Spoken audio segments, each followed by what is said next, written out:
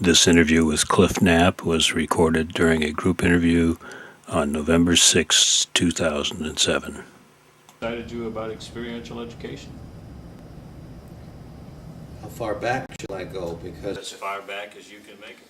if I went back to fishing as a kid, that was an experience. It had the unknown to it, the adventure to it.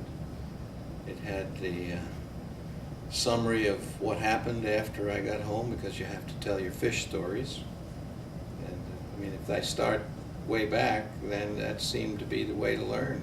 Because even if you were after a fish, you'd see a bird, you'd see a tree, you'd see a rock, and it just made sense to me. Yeah. I think for me it was 62, 63 when I was L.B. Sharp's graduate assistant at Southern Illinois University, and I would go along with L.B. Sharp and he would speak to different groups. And so I can't remember if he was using the term experiential education, but he was using outdoor education, and that is a way of learning through direct experience. So kind of put it all together, Yeah. It was really my education, I guess, for the first time, even though the year before that I was a high school science teacher and I had the applied science class, which meant they weren't going to college, and I was giving them all sorts of outdoor experiences, making a nature trail,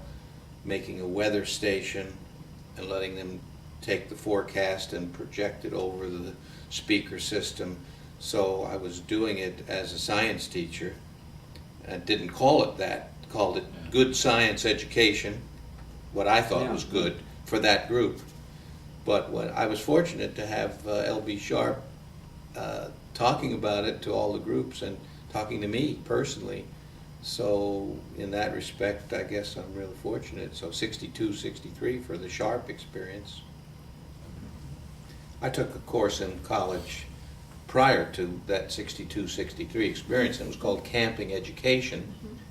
And Mildred Lee took us to this camp as part of a field trip, and I saw, my gosh, you can make money walking in the woods. And so I got the job in the camp, and then I saw that, wow, as a teacher, I can take kids and understand that we could take them to the woods. And so for my entire career, I conned society into paying me to take people into the woods. And Haven't we all? Yes. and don't tell anybody this. No.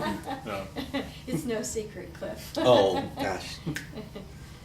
Well, next question is, what's been your most personally rewarding experience in the field? No. For me, experiential education rewards were I had employment.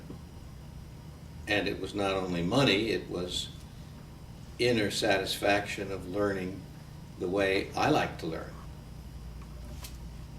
So now I'm still doing it after 46 years in retirement, but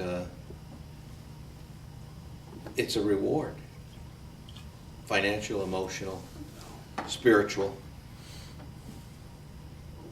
You mentioned the freedom that you had to develop courses. I had a lot of freedom in 29 years at university level to create my own course if I wanted it, to teach a course the way I wanted it.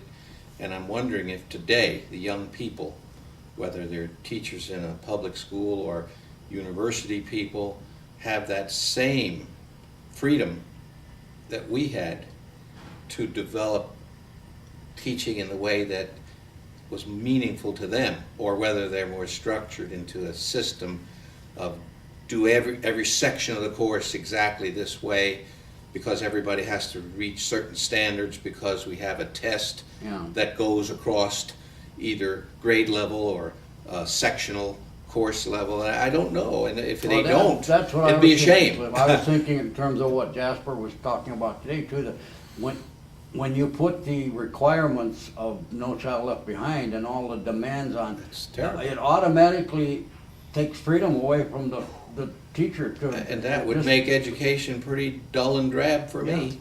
Yeah. I wouldn't want to be there. Yeah. What's interesting to me is that that's happening, and I think in public schools that's certainly the case. But there are a lot of places like the ELOB schools where you see tremendous things happening and whole curriculums being built and people able to do kind of amazing. And charter things. schools. Charter schools is another, right.